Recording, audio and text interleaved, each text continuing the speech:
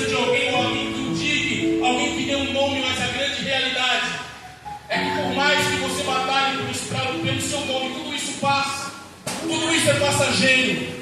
E o que Deus tem para você é eterno. Aleluia! Não alegreis por poucas coisas, alegrei antes, porque o vosso nome está escrito no livro da vida, o vosso nome está diante de Deus. Deus conhece o teu nome todos os dias, Deus conhece a tua história, Ele sabe quem você é. E se até aqui você teve um nome de derrota, se até aqui você não é visto ou conhecido por alguém, haverá um dia que o próprio Jesus te chamará pelo nome e dirá: vinde benditos de meu Pai, possuir por herança o que já vos tenho preparado desde a fundação do mundo. Deus conhece o teu nome e todos os dias Ele lembra de você.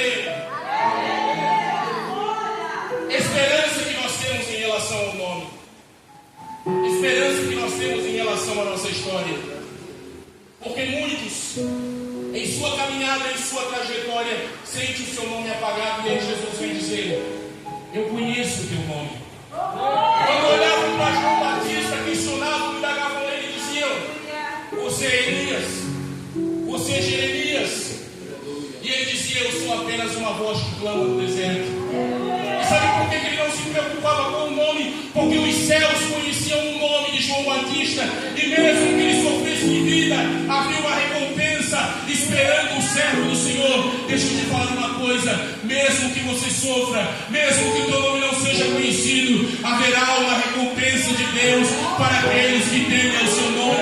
E que nos motiva a estar aqui é saber que todos os dias o nosso nome está escrito nos céus, e o Senhor conta conosco. Caminhamos com Jesus até o final e não nos esquecemos que um dia o próprio Jesus, que derramou o seu sangue no Calvário, há de chamar o teu nome. Se você crê, levante as suas mãos comigo e adore a Jesus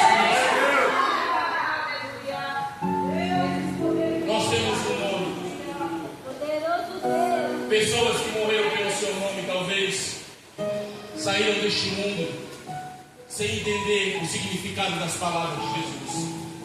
Muitas vezes Jesus falava, pregava, falava por parábolas, mas ele não falava em seu nome, ele falava em nome do Pai. Em muitos momentos Jesus foi colocado em uma situação de glória, e ele nunca buscou a sua própria glória, ele sempre buscava a glória do Pai. E ele sempre priorizava o Pai como uma oportunidade, com um nome verdadeiro. Irmão, entenda uma coisa: você não precisa ser escolhido pela alta sociedade, você não precisa ser escolhido pelos menores. As pessoas não precisam te ver, porque o próprio Jesus está vendo você neste momento.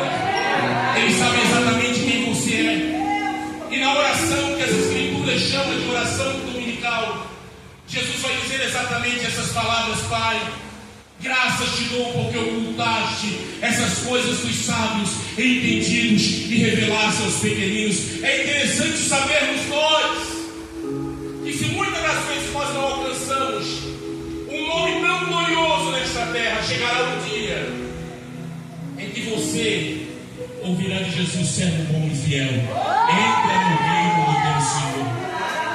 E essa esperança ninguém pode tirar do teu coração. Você está entendendo, irmão?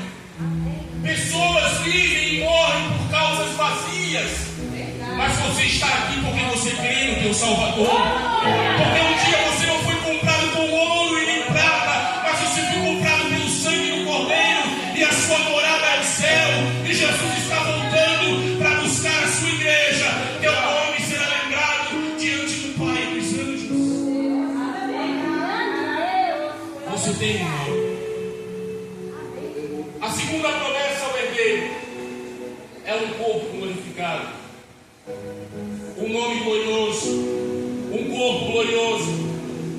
1 Coríntios capítulo 15, versículos 51 e 52 diz que se há corpo animal, há também corpo espiritual. O apóstolo Paulo vem relatando à igreja de Corinto e dizendo o seguinte: olha, se vocês têm esperança do livramento deste corpo, chegará um dia em que esses corpos eles serão transformados e revestidos. Você está me entendendo? Todos os nossos irmãos que padecem todos os dias enfermidades, aflições, tribulações no corpo e na alma, a promessa da palavra de Deus é muito simples: haverá um dia que o seu corpo será revestido pelo poder do Espírito de Deus. Diz nas Escrituras que não será uma aniquilação do corpo, mas um revestimento. Jesus ressuscitou corporalmente, apareceu aos seus discípulos e um deles, chamado Tomé, disse: eu preciso ver, eu preciso conferir quem é o Senhor mesmo. E após ele ter certeza que é Jesus, após ele tocar nas marcas das mãos de Jesus, ele entendeu e adorou o Senhor. E aí Jesus aponta uma profecia que não era para Tomé, não era para os discípulos, não era para aquela geração, mas para mim e para você, porque ele disse: Tomé, você tocou em minhas mãos, você creu porque você tocou em minhas mãos. Aí vem a mensagem para nós: mas bem-aventurado aqueles que não viram e assim creram. Você não andou com Jesus, você não esteve com Jesus, você não esteve na ceia, mas pode ter certeza que naquele grande dia o Senhor vai lembrar exatamente da tua fidelidade, da tua sinceridade, da tua comunhão, da tua submissão, da tua entrega a Jesus Cristo. Primeira carta de Paulo aos Tessalonicenses, capítulo 4, dos versículos 14 ao 18. Entrar também a ressurreição dos mortos, quando diz: pois cremos que Jesus morreu e ressuscitou, assim também Deus, mediante a Jesus, trará em sua companhia os que dormem. Ora, ainda vos declaramos pela palavra do Senhor isto: nós, os vivos, os que ficarmos até a vinda do Senhor, de modo algum precederemos os que dormem. Por quê? Porque o mesmo Senhor, versículo 16, dada a sua palavra de ordem e ouvida a voz do arcanjo e ressoada a trombeta de Deus, olha só, descerá dos céus, e os mortos em Cristo ressuscitarão primeiro. Depois nós, os que ficarmos vivos, seremos arrebatados juntamente com eles entre nuvens para o encontro do Senhor nos ares, e assim estaremos para sempre com o Senhor. Consolai-vos uns aos outros com estas palavras. Há uma esperança para ti, há uma esperança para você, há uma esperança às vezes para o teu corpo sobrecarregado, enfermo, cheio de dores e de aflições. E já o apóstolo Paulo dizia: trago em meu corpo as marcas de Cristo e do Evangelho. Porque, irmãos, muitas das vezes sofremos na carne e vemos muitos dos nossos, pessoas que nós amamos, padecer de enfermidades, padecer de tribulações. E aí o próprio Jesus vem dizer que este teu corpo terá revestimento de glória e de poder. Será o poder do Espírito sobre o que é corruptível, pois o que é corruptível vai ficar aqui, o que é corruptível vai perecer. Meu irmão, me desculpe a sinceridade, vivemos em dias de mensagens bíblicas escatológicas a respeito do fim tem ido embora de nossos cultos, e o que tem sobrado são mensagens que massageiam o ego, que nos levam a ter apenas experiências e riquezas desta vida, mas não nos mostram as riquezas que o Senhor tem preparado para nós. O que os olhos não viram, os ouvidos não ouviram, nem jamais subiu ao coração humano, é o que Deus tem preparado para aqueles que o amam. E não há problema nenhum em ser próspero e ser feliz nesta vida, mas saiba que tudo isso é rápido demais, e daqui a pouco será apresentado diante de nós uma eternidade. Daqui a pouco será apresentado diante de nós o que é verdadeiro, o que é eterno, o que é glorioso.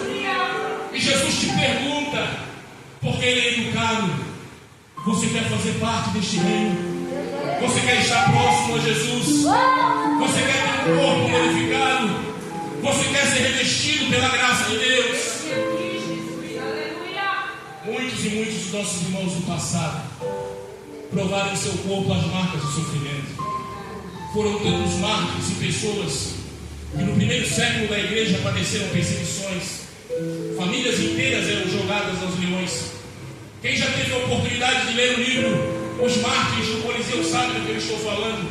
Uma época cruel de perseguição, onde pessoas deram a sua vida, mas só que tem uma coisa: quando aquelas feras famintas iam para destruir, para despedaçar os primeiros cristãos, muitos deles iam cantando, porque sabiam que daqui a pouco estaria do outro lado com Jesus, e que a matéria era simplesmente um detalhe, porque daqui a pouco os céus de glória estavam abertos para eles.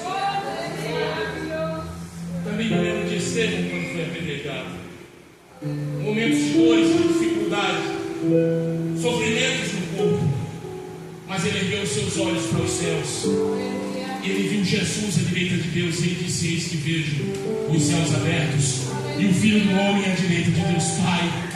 E isso alegrou o teu coração. O que a palavra nos diz fala exatamente daquilo que nós não devemos esquecer nunca, que nós devemos guardar sempre na nossa alma, sempre na nossa vida. Você tem a marca do sangue de Jesus Cristo. A graça trouxe você, o amor incondicional abraçou você. E quando eu falo desse amor, eu falo do amor ágape, do amor perfeito.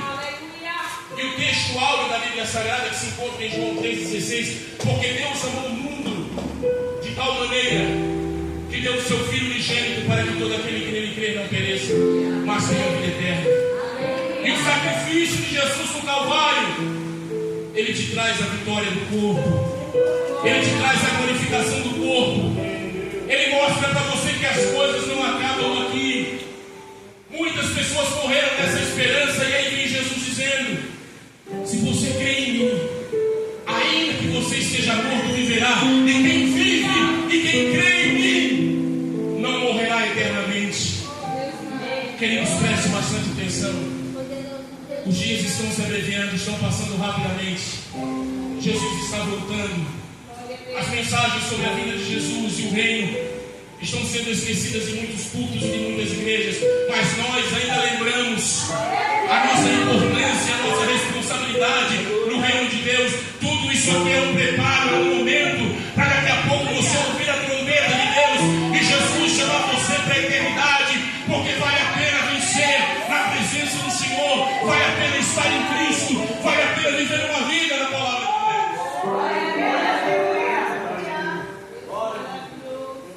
A glorificação do povo.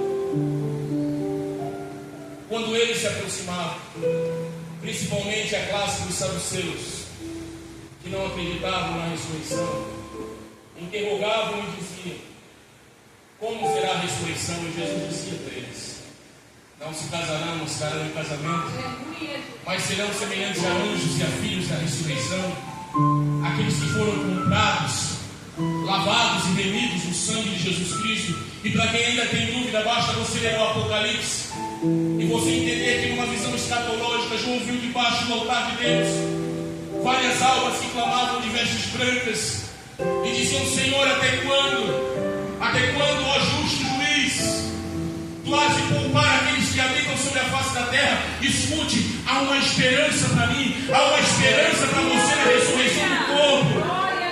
Às vezes você questiona aquele meu amigo, aquele meu familiar que já morre no Senhor. Há uma esperança para nós. É evidente que há uma esperança para você. Existe um reencontro na ressurreição.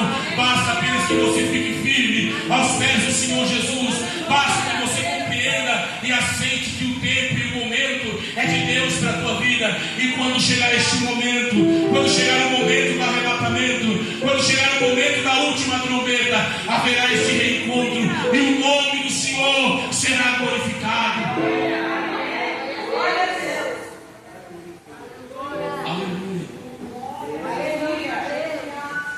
Falamos sobre um nome glorioso, falamos sobre um corpo glorificado, e eu quero te lembrar deste terceiro e último item: um lugar glorioso.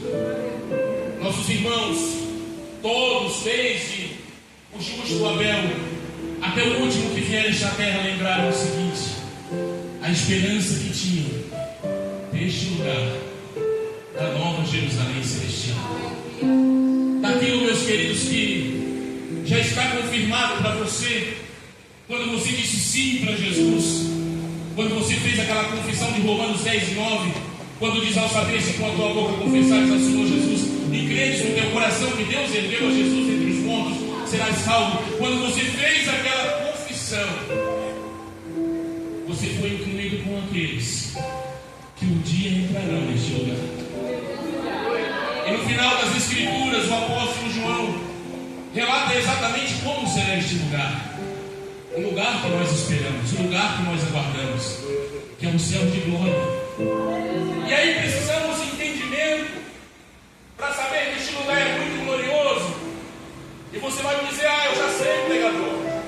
Você vai falar de ruas de ouro, você vai falar de um lugar onde não há tristeza, onde não há angústia, onde não fora deste lugar, mas eu preciso entender aquela mensagem que o Senhor tem colocado no meu e no teu coração. Aonde está a nossa fé? Aonde está depositado as nossas esperanças? Que modo, a que ponto você foi instruído a respeito das tuas esperanças? De repente, nós estamos sendo instruídos por essas mensagens modernas da internet que te diz para acumular o máximo de tesouro possível aqui. Porque você é filho de Abraão, você tem a marca da promessa e você não pode sofrer, porque você é o queridinho dos céus. E aí o apóstolo Paulo vem entregar o evangelho genuíno e verdadeiro e diz que viveu grandes momentos. Em alguns momentos ele sofreu tribulações, em outros perseguições. Ele teve o suficiente, mas também teve fome.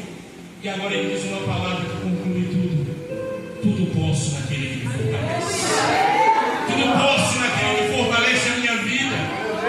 A esperança que esses homens tiveram é inabalável. Se você for olhar, você vai ver muito pouco de teologia da prosperidade ali. Você vai ver homens que padeceram, homens que sofreram, mas homens que tinham a esperança inabalável na cidade celestial e sabiam que um dia estaria ali com o Senhor Jesus. Eu não estou te falando de sentimentos, estou te falando de esperanças. E aí eu te pergunto, onde está centralizada a tua esperança? Onde está a tua confiança? Será que você ainda pensa que os céus é real e verdadeiro? Será que você ainda imagina que um dia você está lá? Porque foi para isso que você foi salvo. Você foi salvo para ser livre deste mundo, para ser livre das tribulações que logo virão, porque o mundo já está se caminhando para aquilo que chamamos de princípio das dores, como diz em Mateus no capítulo 24. E hoje, vendo o mundo atual em que nós estamos se encaminhando exatamente para esse princípio de fim. E eu te pergunto, a sua esperança está no quê? Nas palavras vazias dos pregadores da prosperidade, aqueles que te dizem esqueça o sofrimento, Deus quer te dar um caminhão de dinheiro e de prosperidade e de felicidade e de saúde, meu irmão. Cuidado com esse lixo da internet. Cuidado com essas mensagens que têm aparência cristã, mas na verdade querem tirar o teu foco, a tua esperança, a tua alegria. Nós estamos aqui de passagem, daqui a pouco nós vamos embora aqui, nós vamos morar com Jesus. Essa é a nossa esperança, essa é a verdade do Evangelho das nossas vidas. Aleluia! E se isso ainda não entrou no teu coração, é porque você não entendeu a verdadeira razão do Evangelho. A verdadeira razão do Evangelho de Jesus. Essa tarde, enquanto eu estava me preparando para vir para cá, eu ainda lia uma palavra que falava exatamente sobre isso. Porque quando Jesus foi interrogado, um pouco antes da crucificação, ele disse palavras que deveriam ficar no meu e no teu coração. Ele disse que se o meu reino fosse deste mundo, meus seguidores batalhariam para que eu não fosse para a cruz. Vale a pena lembrar, é uma lembrança muito importante que deve ficar dentro de nós. Batalhamos, lutamos muito, e não é errado você lutar e nem batalhar para os seus objetivos, mas saiba que o que tem para você não é deste mundo. E outra coisa, os amigos do reino são inimigos do mundo. Ou vai dizer que em pleno 2025, você que abraçou a fé em Jesus, não acha estranho que o mundo abrace com tanta alegria a igreja? Você não acha estranho a mídia abraçando com tanto carinho a igreja, sendo que o próprio Jesus disse que nós não somos deste mundo, nós somos filhos do reino de Deus. E quando nós vemos que o mundo quer abraçar a igreja, nós entendemos o sufocamento, a pressão que está sobre alguns.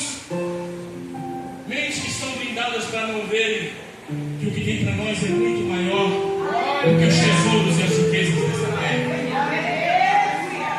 E pessoas nos dizem, todos os dias não tem nada a ver, porque a parceria é interessante. Meu querido, preste atenção. O crente lavado e remido no sangue de Jesus, ele tem parceria com Cristo. Ele tem parceria com o reino de Deus. Ele quer morar com Deus.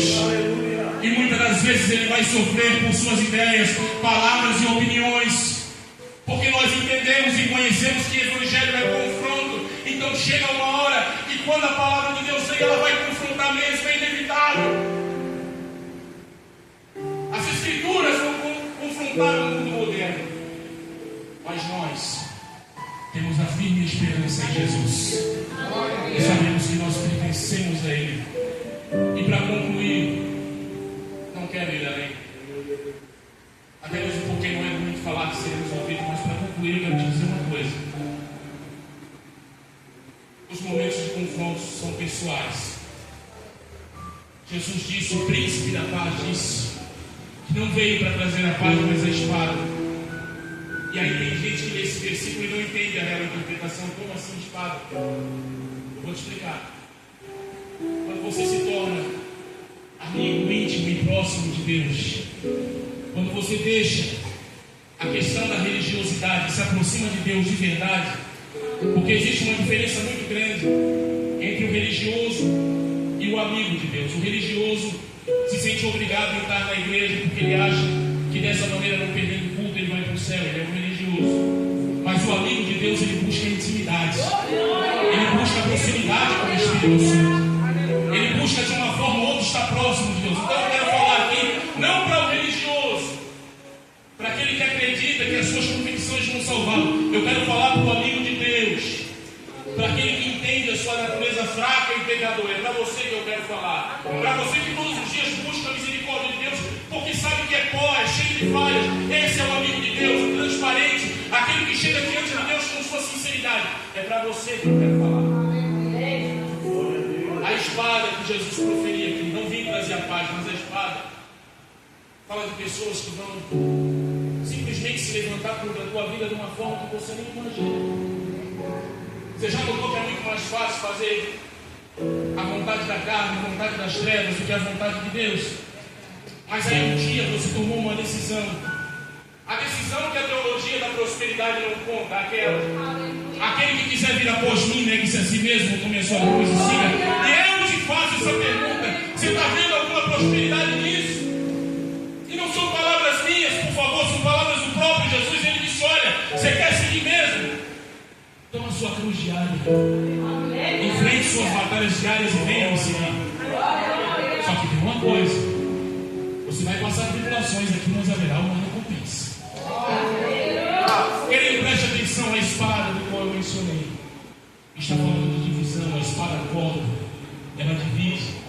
Então vão ter dias exatamente assim, que pessoas vão te confrontar, vão dizer que você está querendo se aparecer, ser um super crente, ser melhor do que os outros, porque as opiniões são divididas. A espada corta, ela divide. E foi exatamente isso que Jesus quis dizer. Eu não vim trazer a paz, mas a espada, porque os inimigos do homem serão da própria casa. Só que tem uma coisa: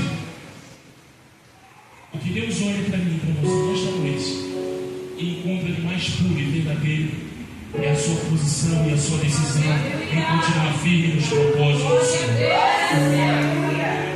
Se essa graça foi revelada para você, se os céus foram revelados para você, vale a pena estar com Jesus. Vale a pena estar na presença de Deus.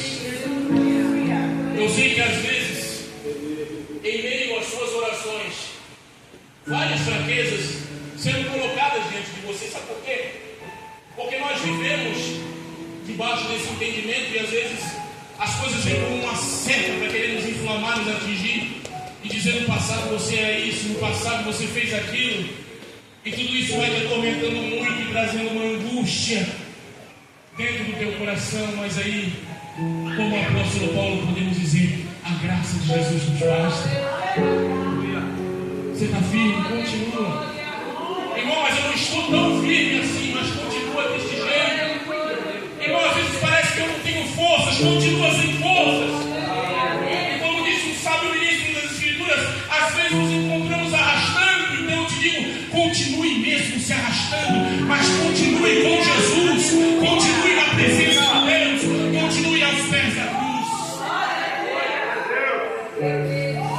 Continua. Não desista. Não desista. Irmãos, Preste atenção. Preste muita atenção.